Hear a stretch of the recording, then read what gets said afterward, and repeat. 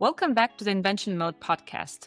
In our latest episodes, we've primarily talked about invention showing up in the corporate environment with enterprise specifics.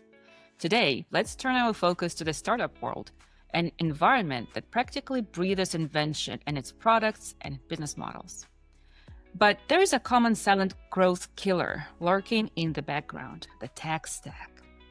In the race to scale, many startups are, as the saying goes, building the plane as they fly it.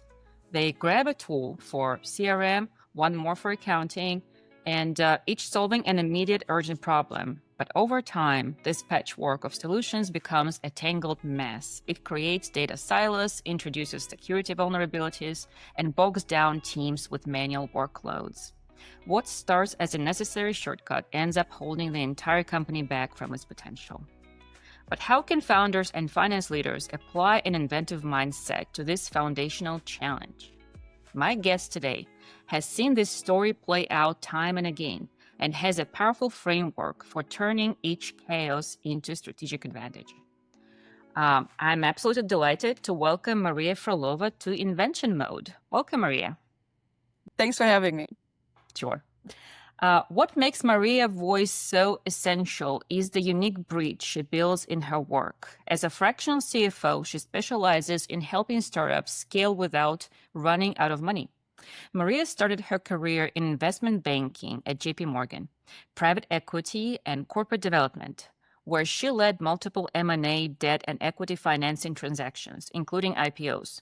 In the past decade, she has built and led finance for seed to Series C startups in AI, FinTech, EdTech, e-commerce, and marketplaces.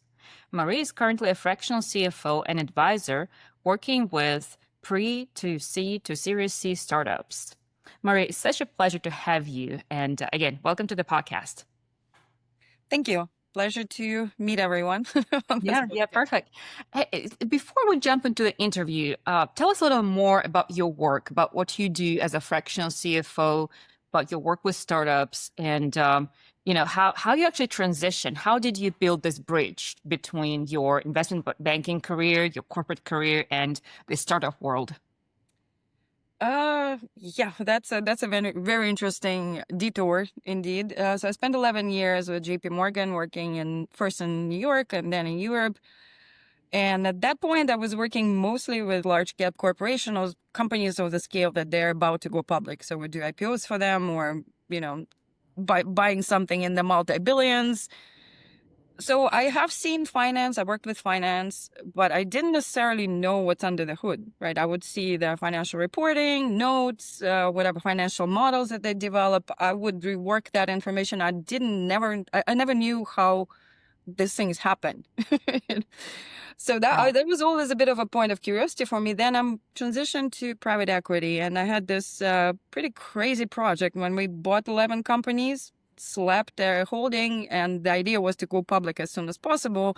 And at that point, I discovered that it takes about 270 days to produce a financial statement, which, wow. I don't think there is an exchange on this planet that would actually accept that.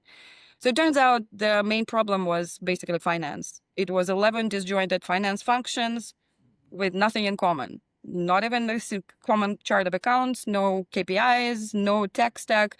So we had to postpone the IPO, but we had to rebuild the entire tech stack. And that's where I took my first interim CFO role. And I found out that I don't know anything about finance. And, as a banker, it was a bit of a disappointing thing. I thought I knew it all about finance, but apparently I knew different type of finance. And that's how I got curious. So when I moved to Silicon Valley, I wanted to be as an operator. I wanted to build those functions and, use the experience I got through this project of consolidating entities. But it was a huge discovery process for me, because you kind of arrive and this is a brand new company. And as you said, you're building a plane, which means there's nothing in finance. So my first, it was like, where is everything? There's nothing. There's Excel and there's usually pretty poor accounting because, founders, most of them are technical backgrounds, engineers. So they get served the financial statement and they will look at it and it wouldn't be very useful. So, it goes how it goes. It's typically outsourced accounting. So I decided that what I want to do, I want to build the financial engine that is scalable, because once, finance is an area where you have a view into every function of the companies. That makes it pretty unique, right? So if you do it right, you have a lot to say in terms of strategy. You have a lot to say about efficiency. You have a lot to say about what you're investing money in, because you can't invest in everything at once, which a lot of startups tend to do, because your cash balance is finite and the uses are not. So, and this is a very rewarding part. It is very unstable in terms of risk, right? A lot of startups go out of business, and all the efforts you put into it and your equity becomes less valuable, if not zero.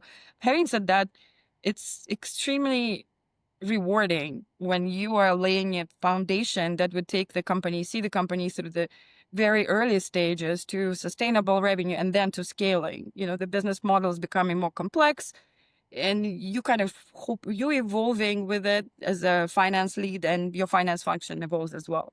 So you kind of integrate yourself to become instrumental to company strategy. So in terms of personal impact, I think it's a way better deal than either sitting in a large corporation doing one specific function, just because you get to do pretty much everything. GTM analytics, sometimes I used to be data head as well, because it's a different discipline, but I'm the one with numbers. It was a pretty Right. synergistic job. So Yeah. and in terms of what I do as a fractional CFO, it could be anything. I could come in and just build it from scratch, because as the companies approach seed stages and they actually get some money to manage, that's when they need a fractional CFO. A lot of founders don't realize that, but it's true. Yeah, yeah. Wow, there's a lot to unpack here, and I like how you said just lay the foundation. I think that's so important. And yes, it's easy to miss, and then you are building on a poor foundation. Many processes can go wrong in this scenario. So yeah, and I can also relate to the changing perspectives, I think, as well, because me personally, when I first started working with Wave Access, which is the company I'm with right now, they're software developers and IT consulting firm. And so when I first started working with them as a consultant, I only had my corporate experience. And so that was one perspective. And then when we started working more with startups and on projects, when founders would come in with their big idea and we sit through a workshop with them, the product design from the IT standpoint, and then they start thinking about their business model. Oh, this is what we need from the tech standpoint to kind of support our future business model. It's mind blowing. It changes many things for you, and you kind of expand your horizons as you dive into projects like that. So I can definitely see how it's an exciting experience for sure. All right. Well, so Maria, you worked with startups from C to Series C, and at what stage does the tech stack debt typically start to become a real problem, in your opinion? And what are the first warning signs, like manual workarounds or data inconsistencies that founders often miss? You got the two main ones, I think. Yeah. I remember vividly, I was trying to build GTM analytics for a company. It was after Series B, so I was hoping to get clean data and some consistencies, and I pulled one metric from three different dashboards, and it was different each time. Yeah. So that's when my heart sank, and I realized the problem is probably bigger than I'm seeing it. And it turned out to be absolutely true. There was no even common definition of the metric. Like, different teams understood it completely differently, and that's why it was designed differently. Sources used were different, attribution models were different. So it turned into a huge data cleanup process. So when you see this happen, three places produce the same metric, the answer is different, you're in trouble. Right. There's a big cleanup. Another one is the manual processes, right? And what our sin, like mortal sin, I think, in finance, because we're looking at everybody's efficiencies except ours, it looks like. As a company grows in complexity, we take care of everybody, but not ourselves, right? So you find that close is actually certain tasks take longer and longer and longer. That first you had to merge 2 Excels, now you have to merge 3 Excels, then 4, then you have to call data team so they merge it for you. And rarely people address these issues practically. So what I've found in my experience, and I am not very disciplined about it, but what helps is to take, at least on a quarterly basis, take an audit of various tasks and standardized process and see how, like, which one takes the most time. And if you see a dynamic that something is taking a long, long time and longer with every quarterly close, there's probably some room for automation. And, you don't know what you don't know. A fix is a lot of times way easier than you might think. So when I had 2 roles, data and finance, I was way more efficient. I would just go to my data team and hey, can we merge this couple of databases so we don't have to do it in Excel?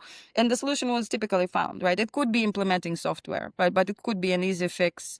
You just don't ask and you don't get. And I think there's also other indirect science. So for example, if everybody's using Looker or some data visualization tool and everybody's complaining about the time to load, you have problems. You have data problems. You probably have like 10 data tables instead of 2. So, there are indirect science, but what I noticed, people are so busy with critical things when you're a startup, then you just like let the problem go unless it becomes unbearable. So if you find the time to be a little bit more proactive, you're probably not going to get to the stage when there's a complete breakdown of everything and people are quitting because they're overwhelmed and they can't merge another spreadsheet. Yeah. Would you say somewhat similar problems can appear in any size of, and kind of any maturity stage of a company, right? Because maybe it's just this day and age that we live in, and so much data around us, and so much opportunity to use more data. And so I personally know that I've seen pretty mature finance departments kind of deviate a little into this route of manual, especially when, for example, a new business is opening somewhere and it's just everything, well, somewhat like a startup world, right? When you you have to launch a new project or a new business unit and it's go, go, go. So it's like, has to be so quick. So there are some patchwork is happening, and let's just do this on a spreadsheet. We don't have a system for it right now, or we don't have time to truly integrate those 2 ERP systems during the M&A acquisition. There's no time for this right now, right? But then, it can lead to huge problems. So, Ted, when you and I had this prep session for this episode, you said, I started thinking about tech stack. Is it really that exciting? Is it a topic that's, of that much relevance to finance? And then you yourself said, oh yeah, it is. It definitely is. I answered my so own important. question. And I think if I had to give a question, like a recommendation to a founder, tech stack, it needs to be stage appropriate, right? So what we do wrong always in finance, we don't prioritize our tech stack because there's product related, engineering related tech stack, or revenue generating tech stack. This gets priority. We always wait until it's impossible to wait before we upgrade. But one thing to get early is the data quality, data architecture. You don't know when you're kind of very early stage, if something happens on the back end. Okay, we could spend like, I don't know, another week optimizing it, or we can just slap another one, do a little stitch and it works, but it works only that long, right? So the examples I was giving you, it's not a late stage company. They just barely lifted B round.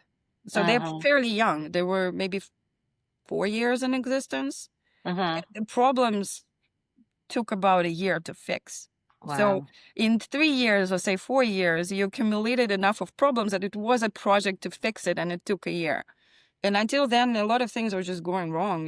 Looker was glitching, data was not consistent. If you had to spend time on one thing, maybe it's not finance tech stack, but at least give us clean data. Right. Give us something.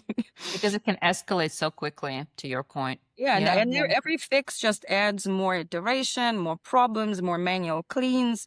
It just keeps accelerating. So I think that data sanitation is something to spend time on from a very early stage. Definitely. We often hear that startups are building the play while flying it, as we mentioned a couple of times today.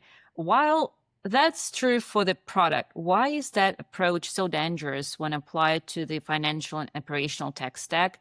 and we discussed data, but like especially from the data security standpoint. And why should a security audit be a non-negotiable first step, do you think? Well, there is truth to it, obviously, but let me just say that finance tech stack is also, flying a plane and building it. When for Yeah. an early stage company, very early stage, some basic accounting and Excel is enough. It really is, right? You just don't have enough of data to deal with, and probably have better if you have a cash balance of 200,000, right? You don't necessarily want to go and buy a enterprise grade ERP if you can Right. invest in something else. Then as you scale, you have to add FP&A tools, data visualization, vendor payments automation, a lot of things, cybersecurity. It depends on the business, obviously. It could be e-commerce platform. So whatever it is, you kind of like with every stage of the company, you have to have stage appropriate finance. And I do it with Excel is okay until seed. And then you start having other needs and you have to proactively invest in it. So in this way, we are also building, the plane is flying, we have a cabin. So we're building out our cabin as the plane is flying. Having said that, we really don't have the luxury of trial and error at all. And the role of CFO is one of the main things is risk management, and not just financial risks, like risks in general. So I'm of the school of thought that CEO, CTO, and compliance are responsible for the entire tech stack of the whole company. So it's not just finance tech stack. It's centralized roadmap. It is a strategy, and there's have to be procedures. I'll give you a pretty shocking but true example. Uh-huh. When I worked for a company, and the CEO was very excited about AI. AI was fairly new but very hot. So we have a town hall, and the CEO goes, "Yeah, it's like AI is the future. We tool or die. So basically, we're gonna be evaluating each and every one of you on how well you use AI." Yeah, and that's mid-year. So what happened was it wasn't only company doing AI implementations. Every team started doing their own AI tech stack. Every person added their personal AI tech stack. So by the time we got everything under control, I mean, I think we all had a micro stroke. Everybody with this, I was like, oh my god, and it was a legitimate heart attack. So by the time we got the strategy together, approval processes, convinced everybody that thoughtless AI implementation might not be in our best interest, and we did an audit, and I can say it was probably a divine intervention that nothing bad happened and no PI leaked anywhere, and we didn't end up in a courtroom. But it was literally so many risks. We had like 45 risks with Wow, high that's scary. probability. Yeah, and it's just only a couple of months. In addition to that, since there was no coordinated strategy, we found out that there were like 3 or 4 various AI tools used by different teams doing essentially the same thing. So we basically bought the same functionality 3, 4 times, and obviously that was not a very smart cost decision. So I would say, yeah, startups want to be agile, but you want to be agile within reason, right? Having 45 new security risks in just 2 months is absolutely possible. And especially if you're dealing with anything related to either PII, money flows, or anything that's vulnerable to fraud, you really can't make it a chaotic process, right? So the role of CFO is not only to watch out for the finance tech stack, but have a view across the entire company. Obviously not alone. It helps to have CTO and compliance people on board as well. But I think in the AI world, where the risks are accumulating way quicker than the solutions to them, you just can't not watch out. Yeah. Yeah, I know. I very much agree with you. And I've been also seeing, and again, yeah, I'm very much for the agile process and experimentation, but should be in controlled environment of sorts, right?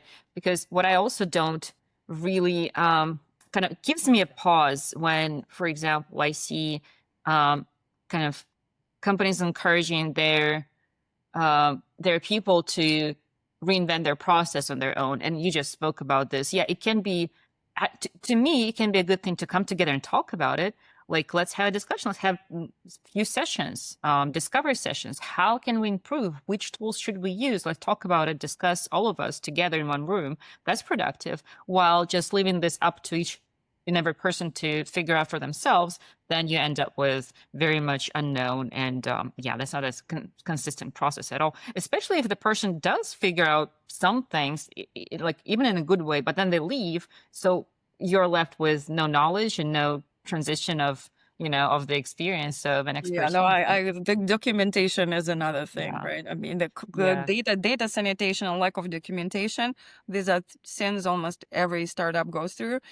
And yeah, if a product manager departs and they have 5 years worth of expertise, the expertise departs. So Yeah. you have to document.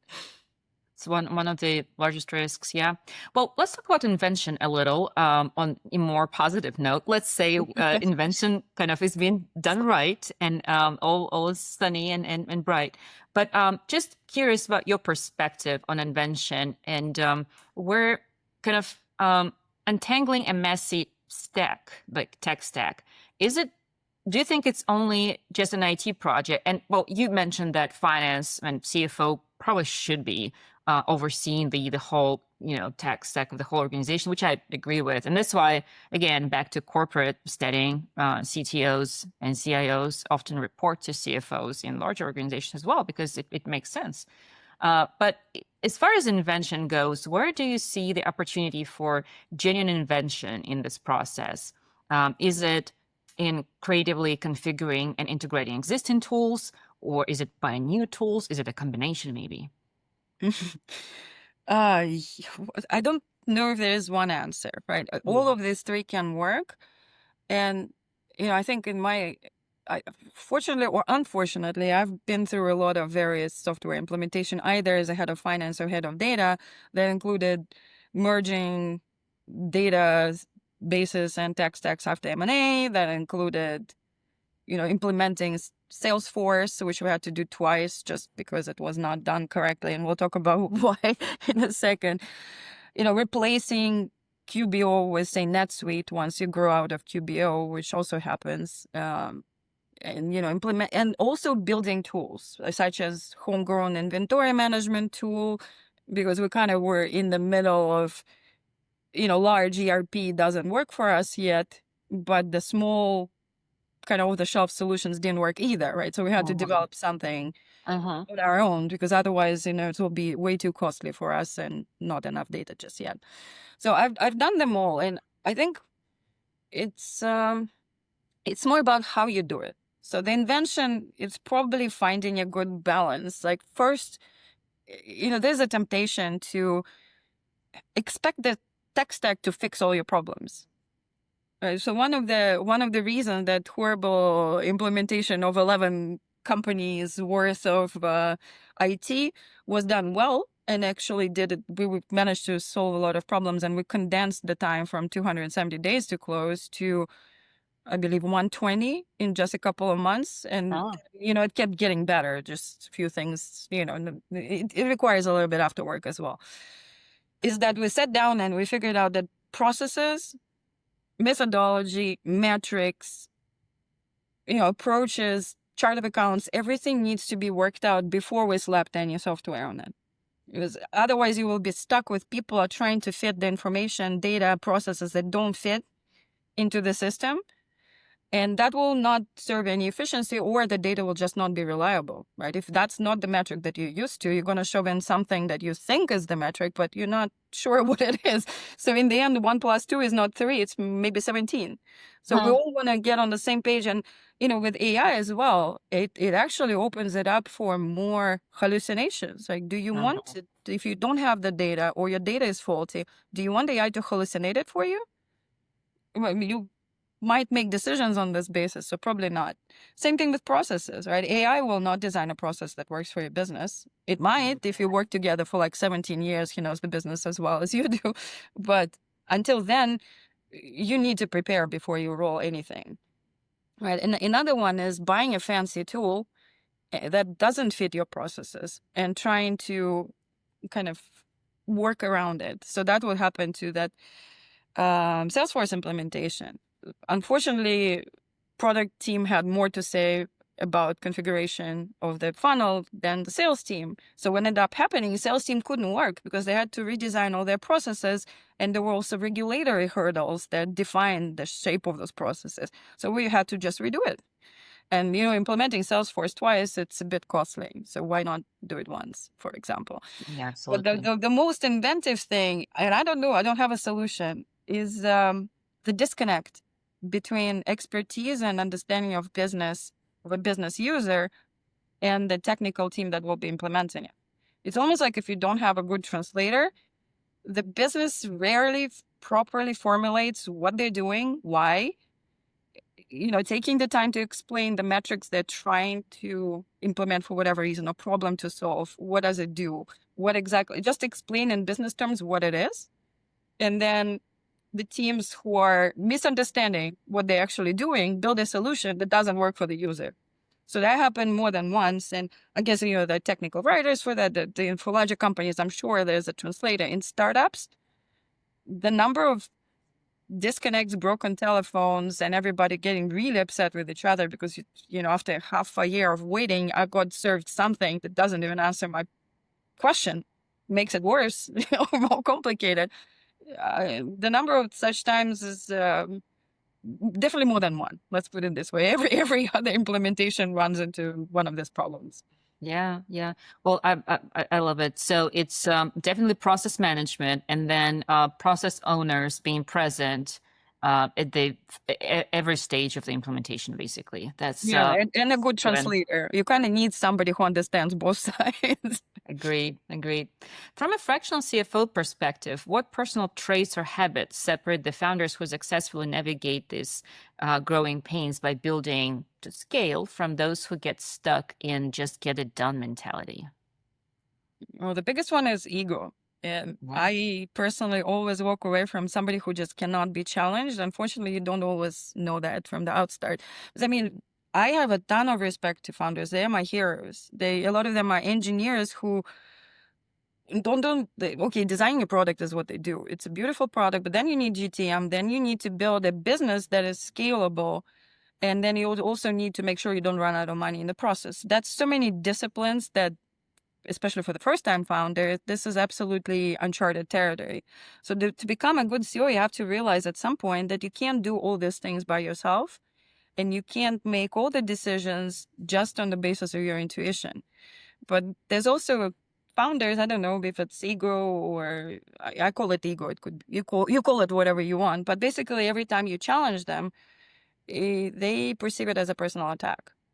And they will do it anyway, right? So there's almost no point in challenging them. But me as a CFO, I can not challenge the data says what it says, not what people wanted to say. So, for those founders, I probably would recommend not to get a CFO because we will just hate each other. But also, there is a good probability that the company will not make it through the scaling stage. And, I have seen people burning 300 million in 2 years to reduce revenue. That happens too. That's not listening to data. Yeah, yeah. Agreed. What is one practical inventive step a startup leader can take this week to start addressing their tech stack challenges without needing a huge budget or a complete overhaul? So easy peasy. What's your number one advice, Maria? Yeah, where is that magic wand that will fix everything? Yeah, Right. spend their money. I think it's not going to be magic, but there was just an example that I really liked in one of the companies I worked with, and it's a good time to do it. It's we're going into planning processes if somebody hasn't started yet. So what one of the CEOs liked doing, and he would get all his CXOs to write 3 inefficiencies or bottlenecks that are major epic pain for their teams. And then when the executive CXO meetings are going, they would discuss. Some of them were not necessarily anything related to tech stack. It would be just a bad process or some understaffing. But inevitably, among those 3 top pains of every CXO, there would be something that somebody could find a solution or be like, hey, you can hop on our system. You will get that data. Why are you spending 17 hours connecting 75 different spreadsheets and running whatever Python and whatever analysis? I can give you this data, right? So a lot of times Or somebody else would be, oh, okay, I have the same problem. At that point, it becomes clear that you need to improve your tech stack and get something that's used by several teams and everybody's happy, right? So this kind of exercises, they're not magic, but you would be surprised how many silos the smallest corporations get. I mean, there are teams, there's silos even in a company that's under 20 employees. I don't know how that happens, but it does. Yeah. And I think throughout today's conversation, you gave a brilliant framework for things like that, because there were a few times when you mentioned, think about your workflow, think about your process, think about what you're spending most time on, think about if there is something that you're spending too much time on, which should just take you minutes, but it takes you hours. That's a red flag. Think about that. Think why it's happening, right? And yeah, and I'm so with you on that, because I think every person in any organization, especially in a smaller staffed organization like a startup, and there is this drive very often, and the mission and the founder's personality, which is it's all great. It can be really exciting time, but also it's dangerous to kind of forget about efficiencies in the process, because as you said, the money is not there infinitely, right? So it's kind of you have to move. You have a runway, and so you have to move efficiently. And know the runway, which is another pitfall. Yeah. Well, that's great. As far as our rapid fire, final 3 questions for you, Maria. What does an invention mindset mean to you? It means the opposite of absolutely despised and hated by me. We do it because we always do it this way. And that's how everything that you described, with people just putting up with manual processes, having to do the same stupid thing every month that takes 17 hours and nobody's doing anything about, that's it. Like nobody, like from finance people, it's a curse, right? We're always like, yeah, monthly close, I hate this. It will take 24 hours of my time, and we keep doing it. Mm-hmm. And very rarely you raise your hand, like, hey, why am I doing this? Can I just call someone and see if we can automate it? And that's also kills the progress, right? You don't look for workarounds. Well, I mean, you do look for workarounds, but you don't look for a solution to the problem just because we've always done this. Like, who said you did it right the first time? Why you keep doing it the same way? Or it was right back then, but now 3 years later, is it still the right thing? Right? It's not a constitution. You don't have to stick to it. Right, exactly. What do you think is missing in today's tech stack for finance and ops? There might be various things missing. Like one tool that I would personally like, it's ironic CFO is watching out for everybody's efficiencies. They don't know what their own people do. They're busy, right? Legit busy. Yeah. But then I'm sure you could unlock more efficiency if you had a better view in their day-to-day lives. And finance people and operation people are troopers. They don't have a mentality of revenue earning guys, right? They're just like, we're sitting there grinding. So, I wish there was like a better tool that would give visibility into what everybody is busy with and which tasks are consuming the most time. It's difficult with ad hocs, but with standardized tasks, you definitely could find efficiency if somebody just saw what they are. So I think that one is missing. Just efficiency of finance team tool. That would be awesome. And I think another thing that's missing, it's philosophical. It's stage appropriateness, right? We always are behind. We always are, working on something that's should have been replaced 2 years ago, right? We're still stitching our QuickBooks manually if you have 50 legal entities. We always put ourselves last, which is ironic because we control the budget, right? But we kind of always shy from, keeping up the stage appropriate tech stack. Yeah. If you could improve one thing in a business, not necessarily tech related, what would it be? Communication. Mm-hmm. I mean, in big or small companies, things break down, right? You don't bring in the right people at the right time. And, when I was leading data, that was one of the pitfalls. People would build something and they'd be like, hey, we need a dashboard. There's no data infrastructure that you built as you were building that thing, right? Well, if you called me like a month ago, I could deliver it today. But you called me now, so it will have to be 6 months now. And this is completely unnecessary. And unfortunately, it's very rare that people actually get the task force and communicate properly and in a timely manner.